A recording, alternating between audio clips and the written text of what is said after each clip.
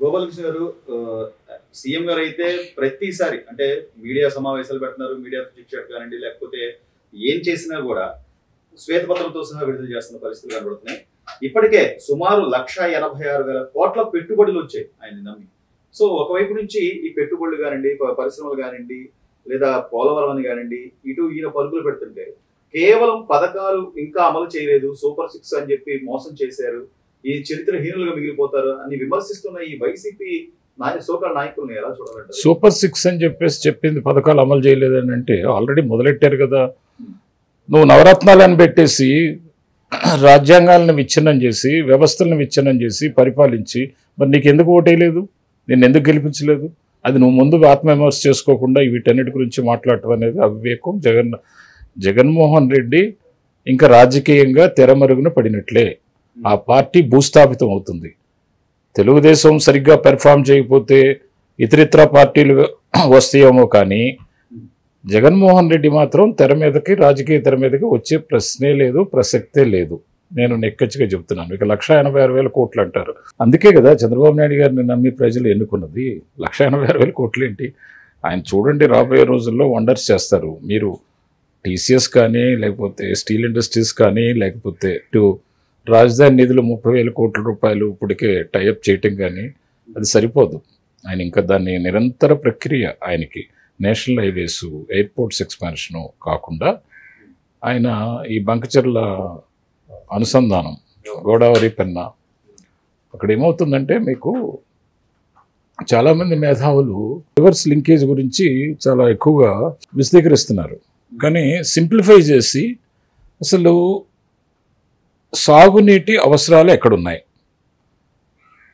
ఏ ప్రాంతానికి నీటి వనరులు లభ్యత చేకూర్చాలి, కాస్ట్ రిడక్షన్ ఎలా అవుతుంది, ఎలా వాటర్ని మళ్ళిస్తే ఎలా ఇప్పుడున్న ఎగ్జిస్టింగ్ ప్రాజెక్ట్స్లో సర్ప్లస్ వాటరు వస్తుంది, దాన్ని ఇతర ప్రాంతాలకి డైవర్ట్ చేసి ఎలా అవసరాలకి వాడుకోవాలి. ఇప్పుడు 2 అంశాలు ఇక్కడ. నీటి వనరుల లభ్యత అనేది వృధాగా సముద్రంలో వెళ్ళేదాన్ని మళ్లించడం ఒక పాత్ర, ఎగ్జిస్టింగ్ రిజర్వాయర్స్ని ఆప్టిమమ్ యూటిలైజేషన్ చేసుకోవడం అనేది ఇంకొక అంశం. ఈ రెండింటినీ అనుసంధానం చేసుకుంటూ కాస్టింగ్ తగ్గించుకోవటం, బడ్జెట్ ప్రొవిజను, ఫండ్స్ మొబిలైజేషను చాలా ఇట్స్ ఎ బిగ్ ఎక్సర్సైజ్. అది చంద్రబాబు నాయుడు గారు కాబట్టి పోలవరం మీద చేసిన అనుభవంతో దాన్ని 75% ఆయన పైచిలకు తీసుకెళ్లిన అనుభవంతో చేస్తున్నారు, ఎక్సర్సైజ్ చేసి.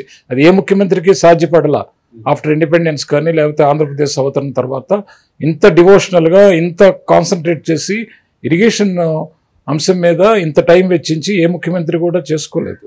కాబట్టి చేసి తీరుతారు. ఆంధ్రప్రదేశ్ ప్రతి ఎకరానికి సాగునీటి ఇస్తారు. ఇప్పుడు జరగబోయేదానికి ఏంటంటే, నిన్న నేను ముఖ్యమంత్రి గారికి కలిసినప్పుడు అగ్రి సెక్టర్ మీద మీరు కాన్సన్ట్రేట్ చేయండి, అగ్రి ప్రాసెస్ ఇండస్ట్రీస్ని ప్రమోట్ చేయండి, మనకి జీడిపికి ఎక్కువ ఆధారిత పరిశ్రమలు, అగ్రికల్చర్ బేసిస్ పరిశ్రమలు పెడితే మనకి ఎంప్లాయ్మెంట్ త్వరగా తీరుతుంది, ఎంప్లాయ్మెంట్ కొరత తీరుతుంది అని చెప్పేసి నిన్న చెప్పడం జరిగింది. ఆ నోట్ ఫామ్ కూడా పంపిస్తున్నాను నేను. మేము యాక్చువల్గా ఇక నుంచి మాకు అంత శక్తి లేకపోయినా జై కిసాన్ టీవీకి నేను చైర్మన్గా అయ్యాను. దాని ద్వారా ప్రతి వ్యవసాయ సంబంధిత ప్రోగ్రామ్ని గవర్నమెంట్కి వెన్నుదట్టి చంద్రబాబు నాయుడు గారి కృషిని ప్రజలకి తెలియజేసేటట్టుగా ఆ ఛానల్ ద్వారా మేము చేయదలుచుకున్నాం.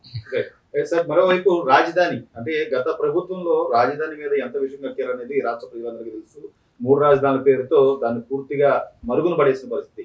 ఈ రోజు నుంచే రాజధానిలో సుమారు 2,700 కోట్ల రూపాయలతో పనులు ప్రారంభం చేయబోతున్నారు.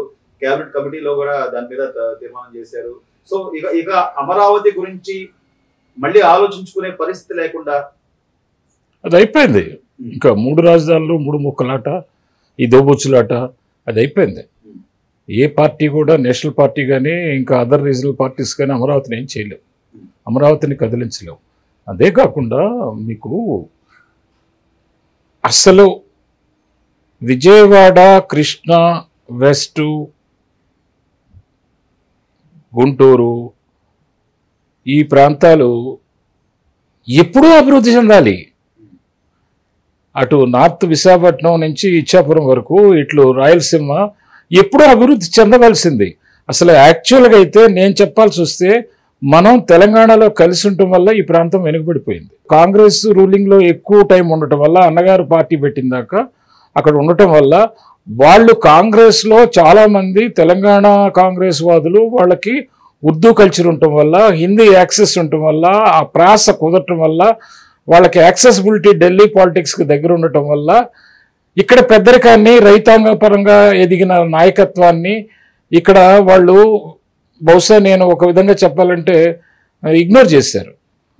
చంద్రబాబు నాయుడు గారు వచ్చిన తర్వాత అన్నగారు పార్టీ ద్వారా చంద్రబాబు నాయుడు గారు అన్నగారు దీన్ని ఎదుర్కొని నిలబడి పార్టీని పెంచి రీజనల్ పార్టీని నేషనల్ పార్టీకి ఎదుర్కొని చేసిన దాని దరిమిల ప్రాంతీయ ఈ ప్రాంతం అనేది ఇప్పుడు ఇది ఒక వరమైంది. అదే తెలంగాణకు కూడా సమానంగా చేసి పెట్టారు. సో మొత్తం మీద సార్ అంటే ఈ రోజున పార్టీ కానివ్వండి, లేకపోతే పార్టీ మీద నమ్మకం కానివ్వండి, మొన్న ఈ కేవలం సభ్యత్వాలకు సంబంధించి సుమారు 1 కోటి మంది సభ్యత్వాలు తీసుకుంటే మీరు కేడర్లో ఎటువంటి పరిస్థితుల్లో కేడర్ అనేది చెక్కు చెదరలేదండి.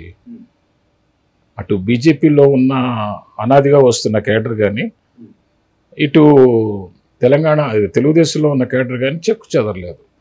ఇటొచ్చి ఏంటంటే లోపమల్ల నాయకుల్లోనే ఈ నాయకులు జంప్ జిల్లాలీలు అయిపోయి అటు ఇటు ఇటు అటు పవర్ కోసం పరిగెట్టారు తప్ప మీకు ఎక్కడ కూడా కేడర్ ఎప్పుడు కూడా వాళ్ళ మనసు చెదరలేదు, గుండె ధైర్యం చెదరలేదు, వాళ్ళ యొక్క స్వభావం మారలేదు, వాళ్ళ త్యాగాలు మరవలేదు. వీటన్నిటికీ ఎదుర్కొని నిలబడ్డారు. అందులో చంద్రబాబు నాయుడు గారు ముందంజలో ఆలోచిస్తారు కార్యకర్తల యొక్క. అయితే నాయకులు పార్టీలో ఉన్న నాయకులు వాళ్ళ బాధ్యతను మాత్రం విస్మరిస్తున్నారనే చెప్తాను నేను. నాకున్న అనుభవం ప్రకారం చాలామంది పదవుల కోసం ప్రాకులాడుతున్నారు, లగ్జరీ లైఫ్ కోసం ప్రాకులాడుతున్నారు, ఇవి చేస్తున్నారు తప్ప అసలు వాళ్ళ బాధ్యత ఏంటనేది వాళ్ళు మాత్రం విస్మరిస్తున్నారని చెప్తాను. సో ఓవరాల్ గా ఎలా అంటారు సార్? ఈ దాదాపు 6-7 నెలలు సుమారు అయితే 8 నెలలుగా పరిపాలన చెప్పారు కదా నిన్న పిచ్చాపాటిలో చంద్రబాబు గారు క్లారిటీగా, నేను కక్ష సాధింపు కోసం లేను, అలా అనుకుంటే మొట్టమొదటి రోజునే జగన్ అరెస్ట్ చేసేవాడిని. ఎన్నో అంశాల మీద జగన్ని అరెస్ట్ చేయడానికి నాకు అవకాశాలు ఉన్నాయి, చట్టం దాని పని తను చేసుకుపోతుంది, చట్ట ప్రకారం న్యాయ ప్రకారం చేస్తాను తప్ప నేనేదో పర్టికులర్గా హెరాస్ చేయడానికో లేకపోతే ఒక వ్యక్తి మీద టార్గెట్ పెట్టడానికి అది రాజకీయ అలవాటు నాకు లేదు. సమాజంలో అటువంటి అలవాట్లు దురలవాట్లు నేను అలవర్చుకోను. టైం పట్టినా కానీ చట్ట ప్రకారం ఎవరిని వదిలిపెట్టను.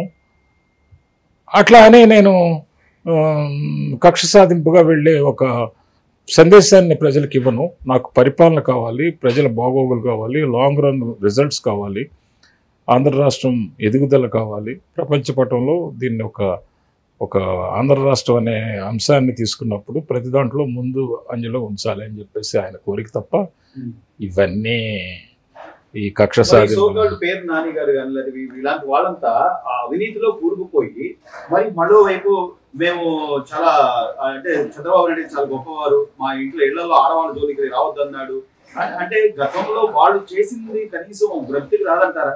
అప్పుడు చంద్రబాబు నాయుడు కుటుంబానికి నాకున్న అనుభవంలో, నేను చూసిన రాజకీయ నేపథ్యంలో, నేను చూసిన వ్యాపార నేపథ్యంలో, నేను చూసిన సామాజిక పరిస్థితుల నేపథ్యంలో, నేను చూసిన నాయకుల అలవాట్ల ప్రకారం, నాకున్న అనుభవ పరిధి ప్రకారం ఒక్కటి మీకు చెప్పదలుచుకున్నాను, మీ ద్వారా ప్రజలకు కూడా చెప్పదలుచుకున్నాను. ఏది ఏమైనా ఎలా అనుకున్నా నాకు ఇబ్బంది లేదు. 2 రకాల తప్పులు జరుగుతాయి. ఒకటి కావాలని వ్యవస్థను అడ్డం పెట్టుకొని సంపద కూడగట్టుకోవడం అనేది ఒక తప్పు జరుగుతుంది. వాళ్ళని ఎట్టి పరిస్థితుల్లో విస్మరించకూడదు, వాళ్ళకి పనిష్మెంట్ జరగాల్సిందే. ఇంకొక తప్పు ఏంటంటే ప్రభుత్వం పెట్టుబడిదారులను కానీ రైతులను కానీ వాళ్ళ చేత రిస్క్ తీపించుకొని ప్రభుత్వ విధానాలు సరిగా లేకపోవటం వల్ల, ప్రభుత్వ పాలసీలు మారటం వల్ల నష్టపోయిన వ్యక్తులు ఉంటారు. అటువంటి వాళ్ళ మీద మనకు సింపతి ఉండాలి. ఇప్పుడు ఇక్కడ ప్రభుత్వం ఫెయిల్ అవుతుందని మీరు ఎట చెప్పగలుగుతారు? అసలు మీ మీడియా కూడా మిమ్మల్ని తిట్టాలి. ఎందుకు తిట్టాలంటే ప్రభుత్వం చేసే జీవోల్లో తప్పులు లేవని మీరు ఎలా అనగలుగుతారు చెప్పండి? వాళ్ళు మనుషులే కదా జీవోలు చేసేది, ఆఫీసర్సే కదా. మంత్రులే కదా. కానీ గత 5 ఏళ్లలో అసలు జీవోలు కూడా బయట పెట్టని పరిస్థితి. అదేనే కదా, అందుకే కదా ఇప్పుడు చంద్రబాబు నాయుడు గారికి ఉన్న వేరే వాళ్ళకి పోలికి మనం మంచి అయిన పరిపాలన దక్షుడని ఎందుకు అనుకుంటున్నాం? జీవోలు అక్కడ సర్వనాశనం చేశారు. ఈయన దగ్గర కొంత థాట్ ప్రాసెస్ ఉంది కదయ్యా, థాట్ ప్రాసెస్ ఉంది, ఒక విజనరీ ఉంది, ఒక పద్ధతి ఉంది, ఒక ఎరుపు ఉంది. మనిషికి ఎరుపు అనేది ముఖ్యం. రాజకీయాల్లో ఉన్న వ్యక్తికి సమాజంలో ఎదుటివాడు ఏమనుకుంటాడో అనేది ఒక ఎరుపు అంటారు. అది అచ్చ తెలుగులో చెప్పాలంటే ఆ ఎరుపు అనేది ముఖ్యం. అరే ఎరిస్తే కదా, సిగ్గుపడితే కదా బాధ్యతాయుతంగా పరిపాలన చేసేది. కుర్చీలో కూర్చోబెట్టి ఎవడేమనుకుంటే నాకేంటి, నేను చేసేది నేను చేస్తాను, ఏకచక్రాధిపత్యంగా మూర్ఖత్వంగా హిట్లర్ పరిపాలన నేను చేస్తాను, ప్రజలకు ఏమైనా నాకు బాధ లేదు, నాకు అనవసరం, నా కుటుంబం బాగుంటే బాగుండు, నా సంపద బాగుంటే బాగుండు, నా అధికారం బాగుంటే, నా కుర్చీ బాగుంటే బాగుండు అనుకున్న వాళ్ళు ఎవరు కూడా నిలవరు చరిత్రలో.